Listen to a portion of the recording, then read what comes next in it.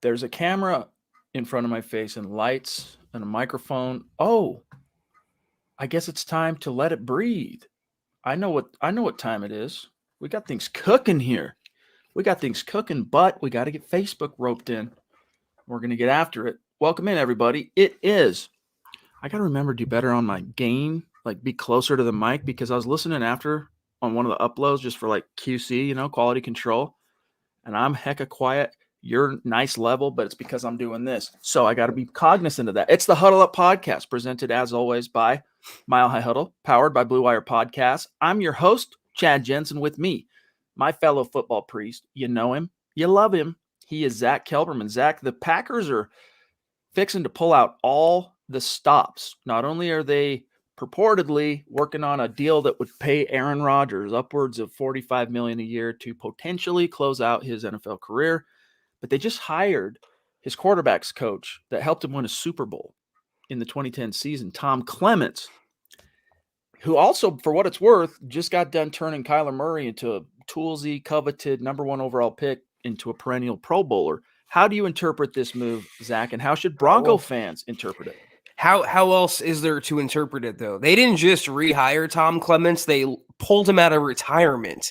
He spent last year out of football, and he's an older coach, I believe, and now he's working back for the Packers once again. This is all for Aaron. This is another ploy. It's another last-ditch effort on the Packers' part to say, here's as many olive branches as you crave, Aaron. Please come back to us. Please retire a Packer. I mentioned this on Kelberman's Corner earlier today. I appreciate everyone tuning in with me on that segment, that they don't want another Brett Favre to play out in Green Bay. They don't want their future Hall of Fame quarterback to ever wear another team's colors. They don't want an unceremonious trade or departure. They want Aaron to stay in Green Bay and hopefully finally get over the hump and win another ring with them and the current management there. So they're going to try their best, but ultimately it's up to Aaron Rodgers what he wants to do. We talked about this before. If Aaron decides that he wants out, he will make that known, and he pretty much holds a lot of the power, a lot of the cards in that situation, and he would force his way out. But between, you mentioned the contract offer could be 45 or 50 million a year on a 2-year deal, pulling Clements back, I'm sure giving Rodgers more personnel power and input in terms of what the team is going to do or who is going to play with and who they're going to pay, namely Davante Adams. This is just another move in their war chest to say, please, Aaron, don't leave us. They would be absolute fools to not do everything within their power to keep him around. And I get it. Maybe Brian Gutekunst didn't realize that by drafting Jordan Love and not using that, I mean, it's bad enough that it was a quarterback, but by not using that pick as a means with which to give Aaron, pardon me, a better shot to compete and push for a title. I mean, who knows, Zach, if Brian Gutekunst doesn't draft Jordan Love in the first round a couple years back, maybe it's not 0-3 in the NFC title game for Aaron Rodgers and Matt LaFleur. Maybe at least in one of them, whoever that first round pick is that they passed on to take Jordan Love is the difference to getting over the hump. But be that as it may, Gutekunst maybe didn't realize how bad that was going to upset Rodgers, but that's on him for not involving his future Hall of Fame quarterback on some level in, hey, here's what we're kind of angling for in the draft. But now, the milk has been spilled. But as my father taught me, nothing rings the bell. You can go out and you can hire coaches. You can fill the stadium full in the offseason, bring everybody from Wisconsin and bow down and kiss his shoes if you're Gutekunst or Murphy. But nothing rings the bell like money. Show this dude, make this dude an offer he can't refuse, and then onwards and upwards. Kevin, thank you for that super chat, my dog. Appreciate you. That's the theory. Some people think the Packers are making all these sweetheart moves with Aaron and playing footsie with him and being willing to do anything and everything that he wants.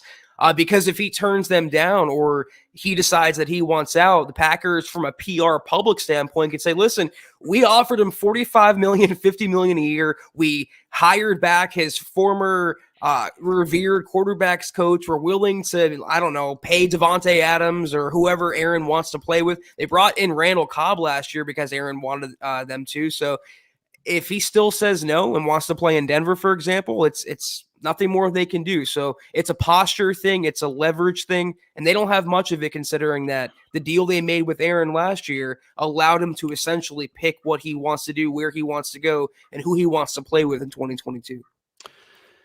Man, wouldn't it be interesting? What's up, Howie frickin' Day? Appreciate you, big dog. Good to see you in the chat.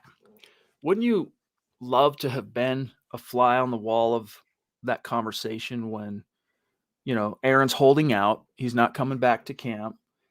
It's looking like it's going to be Love. You don't want to trade him, but you kind of have to move forward with some sort of a contingency in place because Aaron's not there. And then finally, you have a sit down to try and convince Aaron, come back. I wish I could have been in on that because we've heard reports that, they offered him some modicum of assurances that will take a look at your situation after the season. If I'm Aaron Rodgers, though, I would have wanted something in writing. And I'm sure he's smart enough to have done that. But if he did get something in writing, Zach, that is to the effect of, hey, after I win my 4th NFL MVP and I take some time to kind of mull over what I want to do, if what I want to do is get the Sam Hill out of Dodge, I don't need your permission anymore. Right.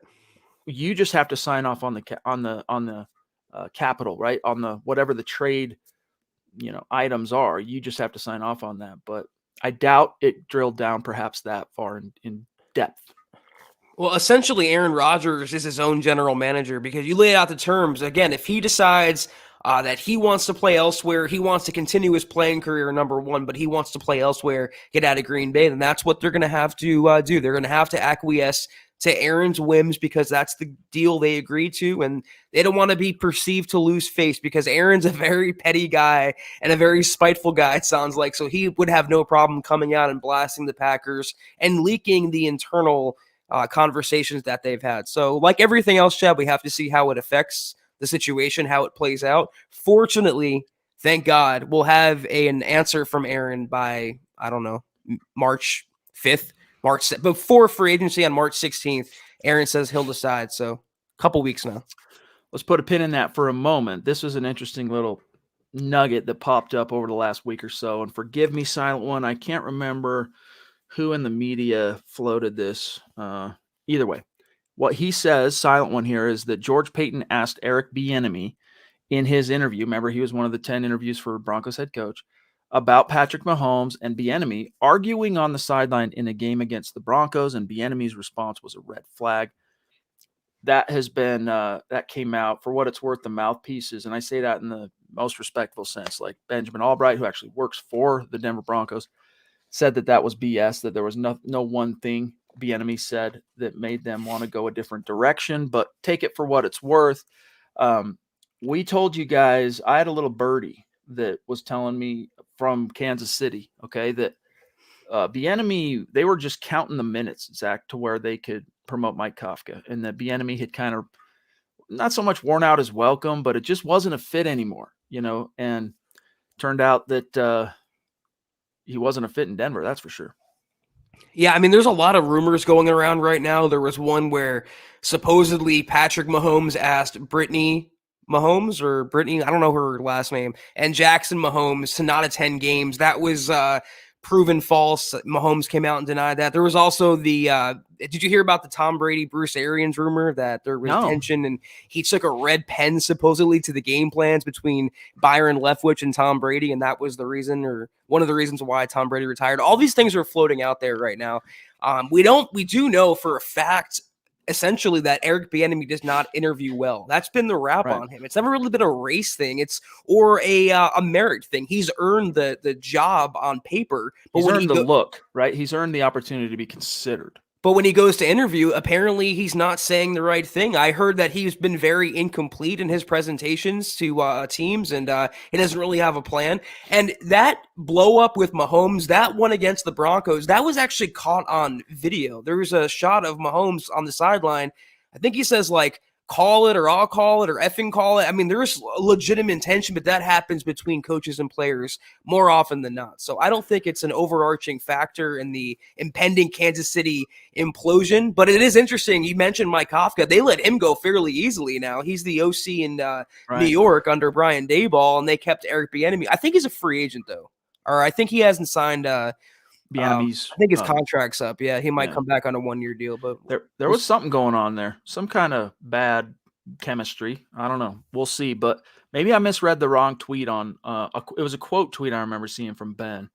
But Silent says, for what it's worth, Albright came out and said that he can verify 90% of the entire Arrowhead editorial that piece was piece. wild. Did you see that before they took it down? No, I didn't. I just saw snippets on Twitter that people man. cut, screen grabbed or whatever. I did see that Albright said he can verify some of it, but like other parts of it were indulged a little. It was made up and embellished. But where there's smoke, there's fire. So What I saw was something to the effect of there wasn't one specific thing Bieniemy did or said that disqualified him. It was like the overall body of the interview. Christian, good to see you, my dog. This is a Bronco fan truly embedded in enemy territory in Las Vegas. Pardon me. Appreciate you. He says, love to do a super chat segment with you guys, but I don't feel comfortable doing it in front of the whole community. I have a case of stage fright. Well, if that's something that interests you, then you got to get over that. It's like saying, hey, I want to be a rock star, but I pass out on stage. There was a very famous rock band. Who was it? I'm not much of a metal guy, but Slipknot. Was it Slipknot? No, Linkin Park. Their original singer vocalist, not the rap dude, but the original singer guy, because they're from L.A. and the guy Chester came from Arizona, and they ended up looking for a different singer, Zach, because he had stage fright. Their original singer was great in the studio and practice, but they get up on the stage for a performance, and whether it was people on the in the room or like A&R guys from record labels coming to check him out or whatever, then he would like clam up and made the whole band look bad. So if you want that carrot, you just got to overcome it, big dog. And Zach and I, we can help you, feel at home. It's just three guys sitting at the virtual bar, as it were, talking some football. Yeah, I mean, you got me thinking about music now. It's like, knees weak, palms are sweaty. There's sweater on there's vomit on my sweater already. Mom's spaghetti. And, it's true. It's tough to get on here and talk at first, but like anything else with some practice, you get over that fear, and it's fun. We're just talking about the Broncos and talking about football. We all know each other. We're all having a good time. So if you feel like that's something you can do, then we'd like to have you on. Yeah, we definitely would like to have you on. And there's a lot of time to go between now and when the season starts where we can fit these segments in.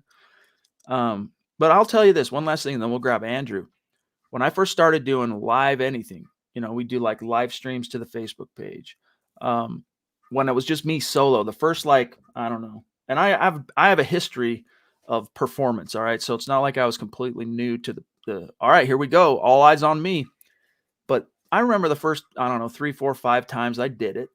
I'd have right as I'm hitting that go live, man, like a flash, like a surge of the butterflies that would kind of matriculate through my system. Remember the countdown too on the Facebook Live back in the day? Yeah. It makes it worse. And, but you get talking, as long as you kind of have something to focus your mind on, then to me, that was never a problem. And as Zach said, it's all about repetitions. No different than what we do, what you do in your daily life for a living. Repetition is how you get better. Andrew Baker, love you, bud. He says, to put an end of the lock talk, yes, he had his chance, but no, it wasn't a fair contest between Teddy and with how Vic felt towards Drew and trying to save his head coaching job. So if we bring another retread quarterback, it should be a fair contest this time. Hashtag MHH for life. Appreciate you, big dog. We'll see, man. I don't know. I don't know. Is there truly a unbiased open competition at quarterback in any NFL city? I think coaches have a natural kind of predisposition, but it's up to the players in question to overwhelmingly rebut it, right? Like in Drew Lock's case, he had a really, really good first game.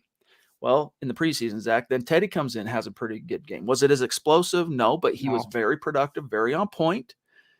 And then was it right before the third when they announced, right? They just gave it to Teddy. That was that. So that was conspicuous, but I don't know. It was up to Drew to just make it a no-brainer, and he couldn't quite do that. But was there anything he could have done looking back on it, Chad? I was going to say, to your point, there's coaches who have biases towards certain quarterbacks, or, subtly, subconsciously want a quarterback to win. But I have never seen a head coach so outwardly detest his quarterback like Vic Fangio acted toward Drew Lock, Chad. It was borderline. It was way unprofessional. It was not right at all on that field, where he would come out publicly and show his clear bias and clear favor toward Teddy Bridgewater. But like you said, I guess he didn't do enough to stamp down that job, but I just question whether he could have thrown for 4 touchdowns in that first preseason game. I think Vic all along was going to go with Teddy, and that's the problem. But what could he have done? Let me put a pin in that just for a second. Michael, bro, you have been on fire. Back-to-back nights. One on the Huddle Up podcast, other one on Dove Valley Deep Divers, and then also, I believe, Mile High Insiders, but on the Thursday and Friday night shows, throwing down record stars for the show. Love you. Appreciate you. You the man. Good to see you. What could Drew Lock have done anything? I don't know. Maybe in the same way that it kind of felt like he dominated his one preseason game. Maybe there just wasn't enough of that in practice and in the meeting rooms and all the little side things that happen in an NFL building where coaches are providing feedback to the head coach, and because they meet every day. Anyone that's watched Hard Knocks, as an example, I mean, the coaches get together, especially during the roster shaping period of training camp in the preseason, to kind of hash out everything. The coach and whoever the decision makers are, offensive coordinator, defensive coordinator, head coach, these guys want constant debriefs on what's going on with their guys, and the guys on the bubble, and the guys vying for key positions, and this and that. And the feedback going back to Vic from Mike Chula, from Pat Shermer, just obviously wasn't enough, because Drew had a very, very, very good game one. Teddy had a good, I'll say very good, one very good. Drew, 2 very goods. Teddy, 1 very good. And then they made the decision. It wasn't enough. I don't know. Maybe you're right. There was nothing he could have done, but I think it was the details. One thing Vic talked about a lot when the decision was made in the immediate aftermath was Teddy's intangibles and his leadership, charisma. And, you could see that out of the gates. That was going to be something Drew was always going to have a hard time overcoming, because, I mean, Teddy's taken Garrett Bowles out to eat one-on-one when they go on the road to that Minnesota game that Drew started in preseason game 1. I mean, little things like that. It's like being a salesman. Anyone who's ever done an outside sales job in your life, like, you kind of have to be creative. And I've done them. All right. Especially when I was a young buck in college and just out, you got to kind of be creative. And what am I willing to do that my competitor is not quite willing to do? And just little things like that. People respond to it. Garrett Bowles sure as heck responded to Teddy. Yeah, until he fell apart midseason. And Teddy's leadership oozed in those wins against powerhouses like New York, Jacksonville, and the Jets, Chad. So this is the thing with Teddy. It was never Drew Lock's job to win. It was Teddy's to lose. And in Vic Fangio's eyes, there was nothing Teddy could have done short of getting hurt. And even then, he had a brain injury. He couldn't walk. He was limping, and they still thrust Teddy out there, refused to play Drew. And I guarantee you, if they would have got clearance after that second Bridgewater concussion, they would have started him again. Vic Fangio would have toward the end of the year. Anything not to play Drew Lock. Dave from Georgia, who rocks the Let 'Em Hate t-shirt from huddleuppod.com, like a true boss, stubbornly, optimistically holding to the possibility, nay, the eventuality of Drew proving them all wrong. Love you, buddy. Appreciate you. He says, regarding Merlot, a.k.a. Melvin Gordon. Love it, Dave.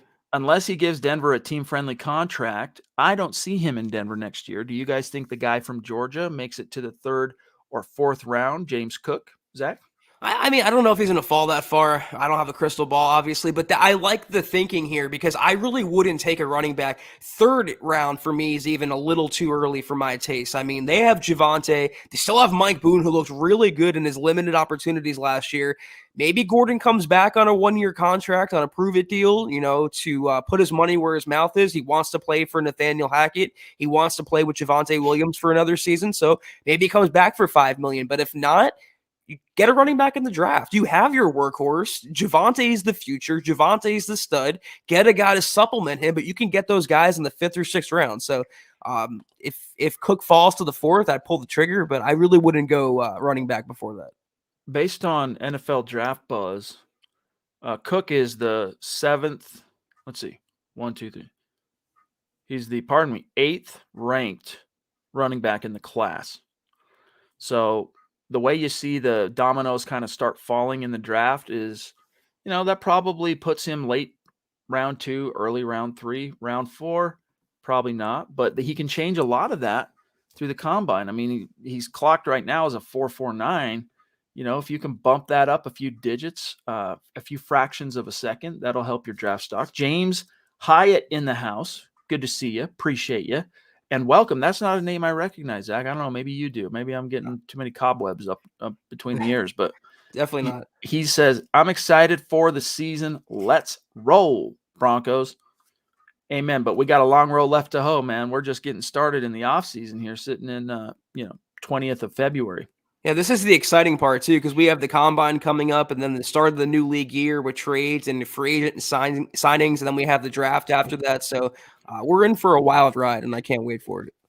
Honestly, Zach, it's only been really the last maybe week, but I would say like half week where I find myself kind of going, man, there's no real news going on. We got to start getting a little bit creative. I got the Judge Judy gif, yeah, let's go. Mm-hmm. Let's get the quarterback, guys. But we'll get through that little lull just in time for the combine, which starts not this week, but next. And then there'll be tons to go through in buzz, rumors, developments on the pre-draft trail. It's going to be a guest. Kevin, appreciate you again, my friend. This is Super Chat number 2. He is throwing down. He says, thoughts on Nathaniel Hackett creating that instructional designer coaching position, solid for so many new coaches. Yeah, I mean, new in the sense that new to the Broncos, young, inexperienced. I mean, a lot of them are former college coaches. A lot of them are straight position coaches around the NFL. But what he's referring to, guys, and girls, in case you missed it, is they hired John Vera as his name to basically coach the coaches. So he's going to be like a special advisor to Nathaniel Hackett. And if you can remember from Nathaniel Hackett's Hello press conference, he kind of made a point at multiple spots of talking about how, look, the landscape has changed. We are now coaching the YouTube generation, is what he called it. And so your approach has to be kind of catered to what that means. And basically what it means is, the type of the way kids of this generation learn, the way they assimilate information, take it in. I mean, my kids, as an example, they freaking watch YouTube every chance every time I see them.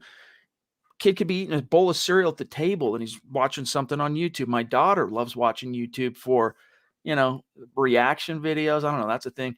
They were watching Minecraft. Dudes playing Minecraft, which blows my freaking mind. Yeah. But the point is, though, my generation, all right, if you were watching anything, you'd watch a little cable television or whatever. Mostly you were out doing. I was still from that generation. I'm pre-internet in terms of my real youth and childhood, class in 1998 for me. And so, we learned in the traditional sense. This generation, though, these kids who are hitting the NFL out of college, when they came of age, we're talking mid-teens through college, it's the YouTube generation. And so it requires a new tact in Hackett's estimation. I think he's onto something in terms of how to reach them. So this guy's here to help basically take what Hackett, his approach to how he has successfully reached these players in Green Bay, and communicate that to the staff at large, because Nathaniel's going to be juggling a lot of things. He can't necessarily be coaching every single coach all the time. That's what this cat's going to do. Colin Wood says Vic is still mastering the intricacies of the rotary dial phone. That made me laugh. Thank you for that, Colin. But Chad, pre-social media was the golden age as far as I'm concerned. When I was a kid, I didn't have YouTube. I didn't have the internet. I didn't have a iPad or an iPhone. I went outside and played ball until the streetlights came on, and then I came home and had dinner. It was a much better time. So I don't know. I forgot what we were talking about. But we're just talking about the instructional designer. That's right. The YouTube generation. It's basically the information technology's job, to help out some of the younger players with learning with the tablets they have and the iPads they use. They don't have thick laminate playbooks anymore. They have iPads they hand out, has every play on there. So like you said, Nathaniel Hackett's juggling a lot as a first-time rookie head coach. He can't handle everything. I like the move. Not too many cooks in the kitchen. This is a guy that's going to be in the background, but also helping out. I just like that innovative bent, just trying new things. And obviously that mindset Hackett has of creativity and innovation resonated in a big bad way with George Payton. Eric Weber in the house on Facebook. Great to see you, my friend. Thank you for the support and for being with us tonight. He's adding to the conversation by saying, good evening, Priest and MHH crew and all of Broncos country. The next couple of weeks will be interesting. Hopefully we get a solid QB1 to lead us on a deep playoff run next season. Yes, indeed. And also shout out to you, David. He says, whoever the new quarterback is, whoever the new QB is, I'm 100% confident the QB room will be in good hands. Hackett plays to the strength of his players. Thank you, David. Love the t-shirt, by the way, big dog. But yeah, Zach, so, next week, not this week, next week, the quarterbacks will descend on Indianapolis. And, we'll get an up-close look at them, not only in their workouts, but being able to talk to them, being in the same room, getting their vibe and stuff like that. And there will be buzz and what teams are kind of interested in this guy, that guy, the other. Hopefully we hear something about a guy the Broncos maybe are kicking the tires on or are predisposed to. We'll see. But I agree. The next couple of weeks are going to be interesting. Well, hopefully, because the NFL is instituting this stupid bubble because of CV protocol. They're not really allowing anyone access to the players, so it makes it harder not only for the media and teams to get a feel on the players, but it's harder for the players to make their case for the draft and improve their draft stock. They're going to have to put more emphasis on pro days now. So, yeah, the quarterbacks will be there, though, obviously, and the Broncos have been linked to every single one because George Payton has personally scouted every single major quarterback in this year's class. And if he likes them up close and he continues signing off, don't be surprised if they pull the trigger in late April. Josh with a top rope super chat. This is the second time in, 2 or 3 streams where he is throwing down, supporting the football priest here at MHH. Really appreciate you, oi boy, and my bro in punk rock. He says, evening, gents. Outside of the A-Rod bid, what mid-level QB do you see us making a hard push for, Cousins? Also, what game are you guys going to, if any, this season? I'll be back in Denver this year visiting some friends. Got to meet the priests. Yes, sir. Don't know for sure yet. We've got to see exactly how the schedule, unfolds and the specific dates and what teams on those dates and all that.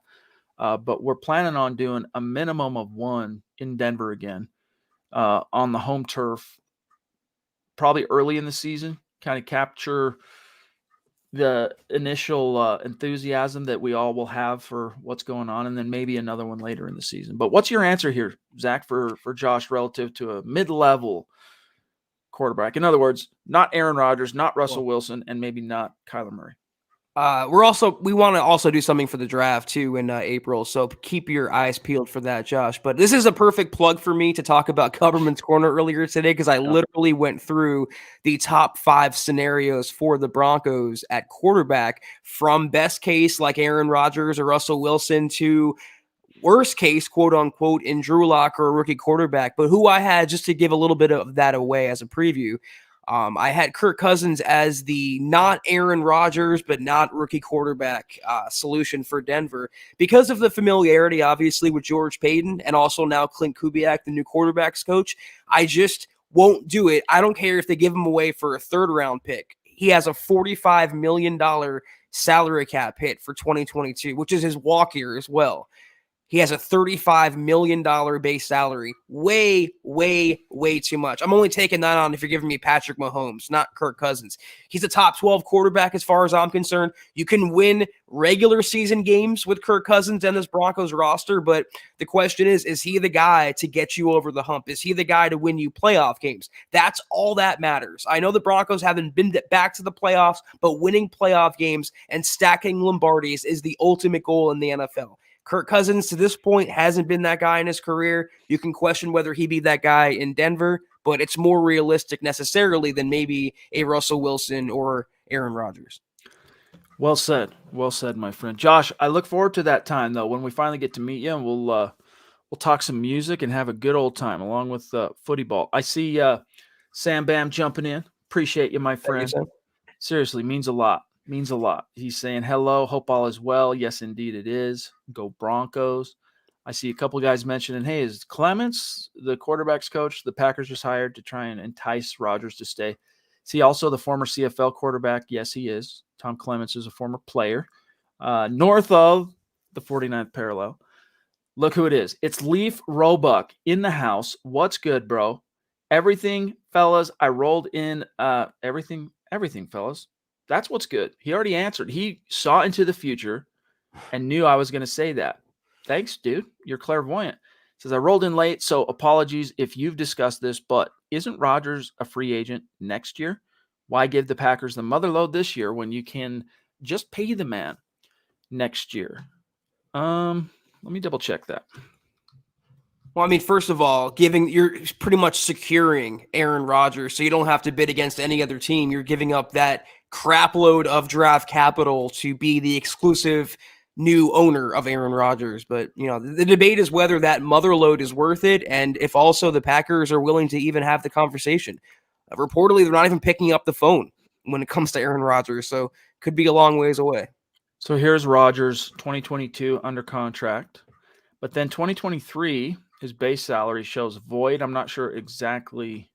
Scott might know this. But he is under contract through 23. So you're looking at 24 when he is probably poised to be a true unrestricted free When he's agent. 41, by the way. Yeah. By then you want to talk about long teeth and gray beards. You got to strike while the iron's hot on A-Rod. And while he still has that fire in the belly and he's still young enough to play at a even approaching MVP level. And I have no doubt if he opts to continue playing, whether it's in Green Bay or somewhere like Denver, Zach, he's got another, I say 2 to 3 years of play that is at worst a facsimile of what we've seen the last 3 years. So, but with players, it's a little bit more of a slower decline toward the end in a lot of cases, but eventually that cliff gets confronted because Father Time is undefeated. Tom Brady may perhaps being the only one notwithstanding, but 2 to 3 years. So 2 of those would be consumed, Zach, if you wait till he's no longer under contract in Green Bay. It's this year or never for Aaron Rodgers. You got to make the play now. And he's going to require a new contract. Not a 4-year, 5-year deal, but a 2-year deal more than likely that has maybe a void year tacked on to the end for financial purposes. And the good thing there, you mentioned him being under contract. He had a $46+ million salary cap number. If you extend him, you can chop that in half. You can divvy that up for future years. So it actually would be more beneficial if you pay him 45 a year on a new deal because you can lower the salary cap hit. By the way, as very true. By the way, as we say hello to Claude and appreciate you, Claude, for all your support. I can't do the share screen because of this new device. I'm still trying to figure out how to make it work so you guys see what you need to see. But I can at least tell you right now in the month of February, we are on the 20th day of the month, and we are 80% complete to our goal of reaching 250,000 stars. When we reach the goal, we're going to raffle off a Broncos jersey of the winner's choosing. And the only people in the running for that raffle to have some tickets in the hat are those who help contribute to the goal. And right now, if the contest ended, Michael Ronquillo, Zach, by a mile, would have the most tickets in the hat.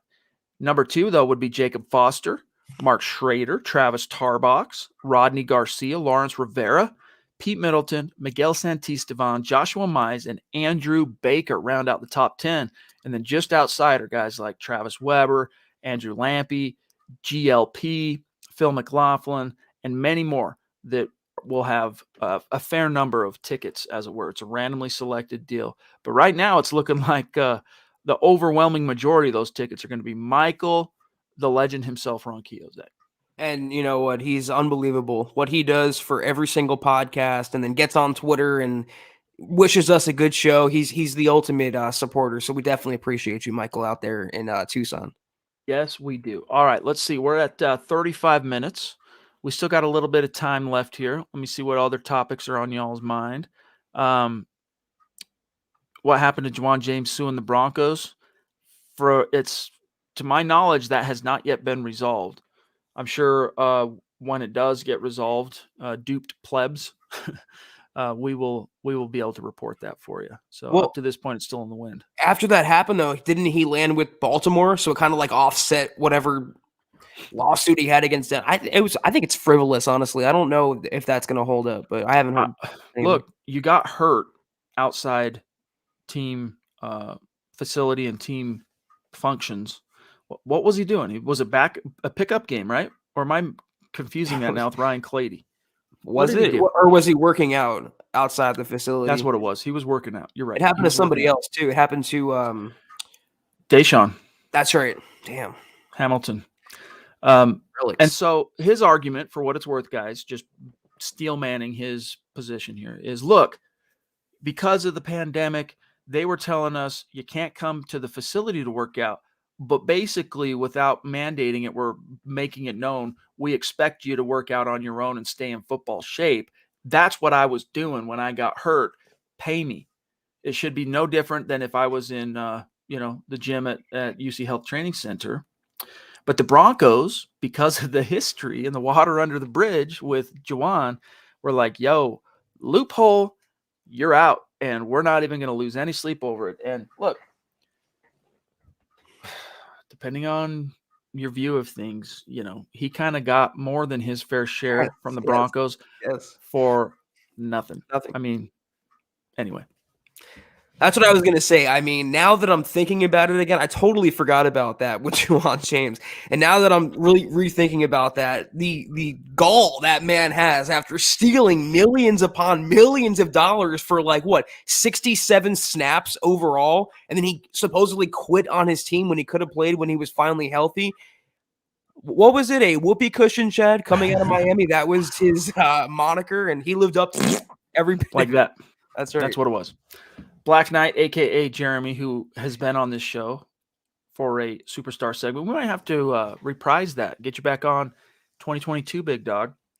He says on Twitch, in order to get the capital to get Rodgers, the Broncos have to trade back from the 9 overall to a team near the 20s. They can grab 2 first-rounders. They can use those picks to trade with Green Bay and get Rodgers. I don't know about that particular math, but there was an interesting article. I don't really want to run through it all because it's pretty analytical, from Thomas Hall over the last couple of days. I think actually it published Friday, that makes the case, Zach, that if it takes 2 1s and 2 2s, I think is what his argument was. Either way, the value of those picks actually ends up favoring the Broncos relative to what you could expect the Broncos to get with those picks if they didn't trade for Rodgers. Or in other words, what are the odds that they hit on a player based on NFL hit rates in the first round? And also, look, this year, so if you're looking at it, Zach, as from the Green Bay Packers position, this year, yeah, you would get a top 10 pick from the Broncos. Next year, though, that pick that they gave you in the first round for Aaron Rodgers in 2023, probably going to be late 20s. So it almost starts devolving back closer to a second round value in terms of what it's worth, because Aaron Rodgers, by virtue of being on the Broncos, if he's healthy, they're a lock for the playoffs. So they're going to be in that 24 and up range range in the first round. Just food for thought. I think they have plenty of capital now. You have a first-round pick, you have 2 2s, you have 2 3s, and you have future picks. I don't think it's going to take more than 2 first-round. I'd be surprised, honestly, if it goes for 3 first-rounders, because I think Green Bay is going to ask for a high-level player back in that deal, whether it's Jerry Jeudy or whether it's Bradley Chubb or maybe even PS2, which I don't know that I give up PS2 and all that, but that's another story. But they have the capital now if they want to make it happen. It's all about the availability. Is Rodgers coming back? Does he want to leave Green Bay, and is Green Bay willing to trade him? Those 3 dominoes have to fall first before anything else. Here we have Super Chatter referencing just in the YouTube handle alone 2 of my favorite things. Number 1, Trash Panda 5150, Guardians of the Galaxy. Hands down, easily, Guardians of the Galaxy 1. the best Marvel movie. I'm not a big superhero. Like, this might sound weird. I'm a huge Star Wars guy, huge fantasy guy, love Lord of the Rings and all that stuff. Superheroes have never really done it for me. I mean, I remember being a kid in the 80s with the original Superman films with Christopher Reeve. I liked those, but they didn't make me go crazy like Star Wars did as a kid. But Guardians of the Galaxy, dope. Love that. That was the one where, like, I'll turn it on and watch it. My wife falls asleep or something, I'll turn it on and watch it till I fall asleep. But 5150 as well. If this Sports Illustrated banner were to be dropped right now behind me, this shoulder, you'd see a 5150 50-watt amplifier from, of course, courtesy of the late, great Eddie Van Halen. Thank you, Trash Panda, for the super chat. I keep seeing all this talk that A-Rod is the Broncos' top priority. I still have yet to see a verified source saying this other than rumors. I could be wrong and missed it. Anyone got that info? Zach, you wrote up the whole Hackett pushing hard thing. You answer this one. It's common sense, and I appreciate the super trash panda. It's just common sense. I mean, obviously they hired his former OC, who Aaron thinks very highly of, in Nathaniel Hackett. They hired his former tight ends coach in Justin Outten, who's now the Broncos OC. It just makes a ton of sense. It's either he comes to Denver or he stays in Green Bay. That's pretty much the only two choices, and everyone and everything is linking the Broncos to Aaron for good reason. So, I don't know that there's like a explicit, it's ever come out of his mouth, Aaron, directly. I mean, the closest we got, Chad, was we'll see at that golf invitational when a fan screamed to come to Denver. We had never really heard him say, I'd be interested in coming to the Broncos. So all we have to go on is logic, common sense, and the rumors. By the way, guys, you break our hearts. You let us down. If you're even watching 2 minutes of this video on YouTube or Facebook and you don't like the video, take care of that for us real quick, and then let's continue the convo. We'll wait. Thank you. Thank you for doing that. Zach, the source, by the way, from that article, a cat by the name of Brendan Sugru of the USA Today reported, quote, this is Kelberman, circa February 15th, 5 days ago. USA Today's Brendan Sugru reported Monday that new Broncos head coach Nathaniel Hackett has, quote, told members of the team he is pushing hard to reunite with the four-time NFL MVP via a blockbuster trade this offseason. So, are we talking Adam Schefter? No, but, it's a source. But to your point, though, Trash Panda 5150, it still is, in terms of verified this, that, or the other. Yeah, I mean, it's all rumor, speculation, conjecture, purported. I mean, we keep throwing these words out. That's what it is. But Zach is 100% correct. I mean, you don't have to be Sherlock Holmes or Albert Einstein to deduce, after him trying to force his way out of Green Bay last year and holding out, that if he wants out, probably still. And if he wants out and you're surveying the NFL, and Nathaniel Hackett, who he, quote, loves like a brother, is now calling the shots in Denver. Saw Peyton Manning wreck shop when he went there. Sign me up. Makes sense. Plus, like, maybe it's the Mandela effect kicking in, but weren't the Broncos like this close to landing Aaron supposedly before the draft last year? According to Mark Schlereth. And everyone, even Schefter was reporting at the time. So where there's smoke, there's fire. I'm a firm believer in that. And Schlereth, guys, he's a color commentary guy on TV. Plus, he has one of the most successful morning shows on the entire radio shows on the entire NFL landscape relative to ratings and Emmys and all that stuff. He's not a guy that goes out on a limb to break a report lest he has something concrete. Like, that's just not his bag. He's an analysis guy. He's not, hey, I'm trying to beat my guys to a scoop guy. That's not him. So for him to put that out there, I think his source was right in that they were this close, but at the 11th hour, Green Bay just said, no, dude, we're backing out. We're going to live to fight another day on this and hope cooler heads prevail. And then came Teddy. And that was the start of the end. Appreciate you, Michael Ronquillo. You are definitely atop the leaderboards for good reason. It's for comments like these as well. Great show tonight, Chad and Zach on the Mile High Huddle. Go Broncos. Appreciate you, Michael. Once again, you are tremendous. Yes, you are, dude. Much love to you. Reconsider. He's not sure he wants to come on the show, but we'd love to have you on. Like we talked about earlier with Christian, we'll settle you in. It's not as daunting as it might sound. Josh again, and then Scott, there's a 655 from Albert Knoppers I want to grab.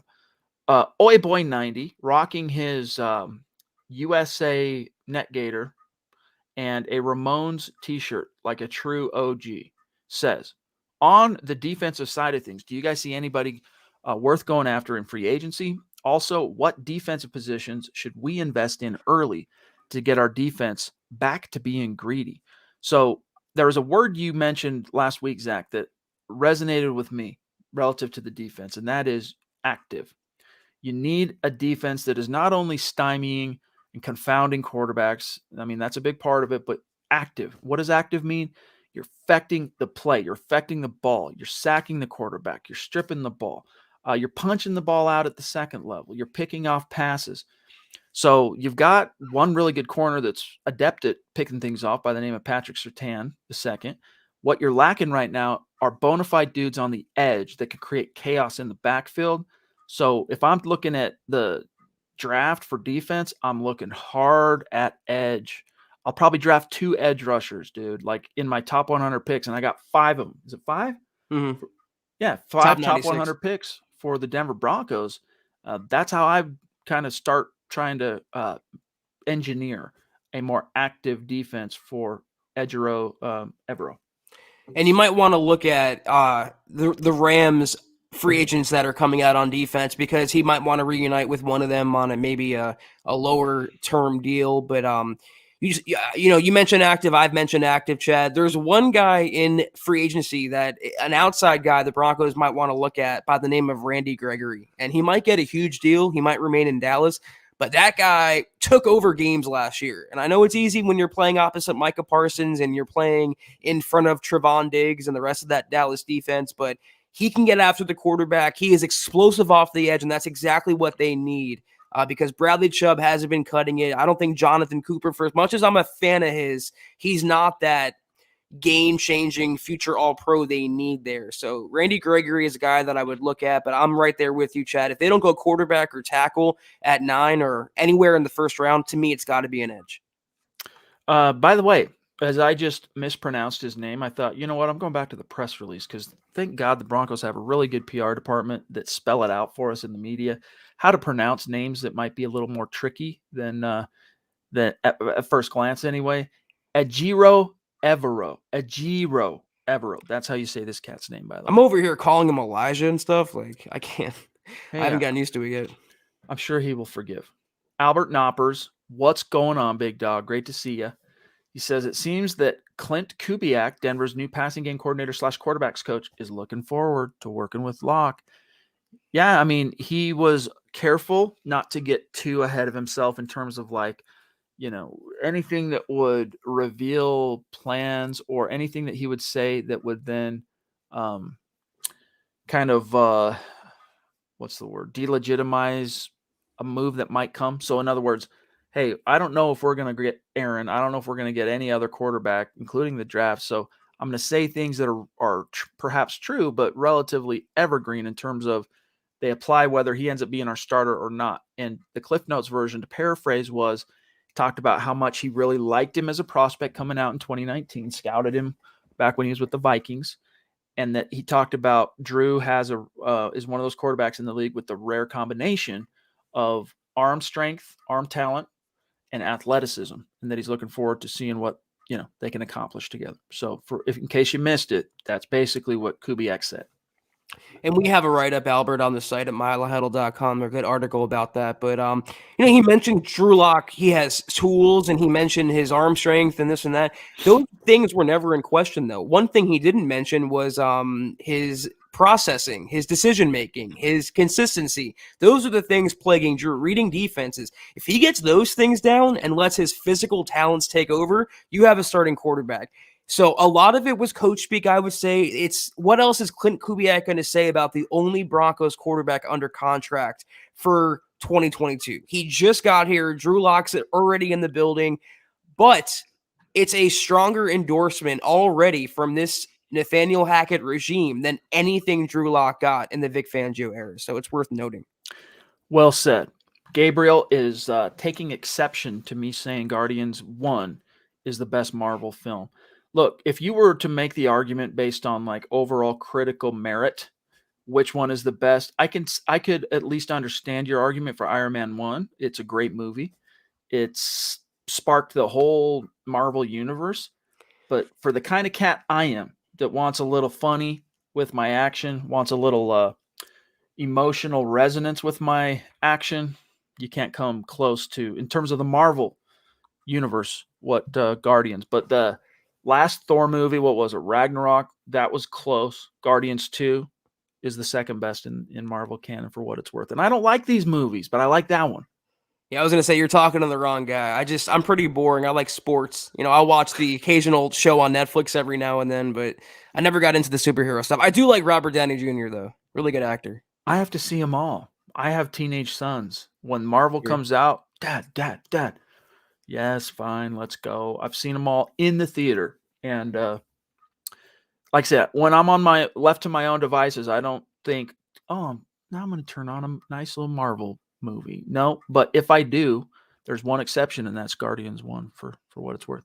Let me get that off the screen here. All right, guys, we're about out of time. Zebulon says, honestly, if it's going to happen, I much prefer a Hackett-Rodgers combo over a Fangio-Rodgers combo. LOL. Rodgers would have only prolonged Fangio's stay. Yeah, but look at it like this. I'll just play devil's advocate. I get it. Fangio's defense never quite blossomed in his 3 years.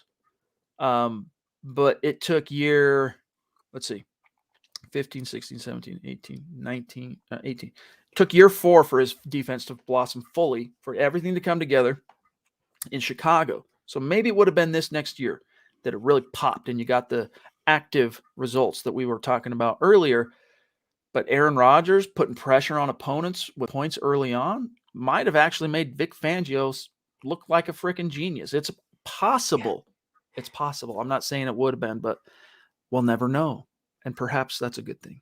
Maybe Vic would have actually earned the defensive mastermind moniker, Chad, because he certainly didn't earn it, in my opinion, last year. I never really considered that, though. If they would have pulled off the trade last year and what was the last year under Fangio and Pat Shurmur, maybe a winning record would have been enough for George Payton to keep Fangio around. And those are the domino effects we're always talking about. And things happen the way things happen. There are no coincidences. And the Broncos, the best case scenario might play out. They got rid of Fangio, they got Nathaniel Hackett, and they might still add Aaron on top of that. So we'll see. Divine Fu, congrats to Drew Lock on his engagement. Yes, indeed. Drew Lock's getting hitched, y'all. Congrats to the big dog. You think Vic's going to be the best man or no? No, but Teddy for sure. And I say that jokingly, but I wouldn't be surprised, honestly. Drew loves Teddy Bridgewater, dude. He might have a Freudian level of resentment, but man, any chance he was broached about Teddy, he would gush about him. Guys, before we get out of here, Josh says, the best Marvel film ever is Blade, no contest. And while, yes, technically that is a Marvel property, that predated the true Marvel Studios as we know it today. So Iron Man 1 kicked off the modern Marvel cinematic universe. But I'm with you in that first Blade movie in particular, very, very good. Wesley Snipes, that was a good flick. Good actor, too. Not so good with his money. Nah. But, hey. Puts good stuff on tape, though. So I enjoy it. Indeed. As Dylan says here, guys, don't forget to like the button. Hit the like button. No.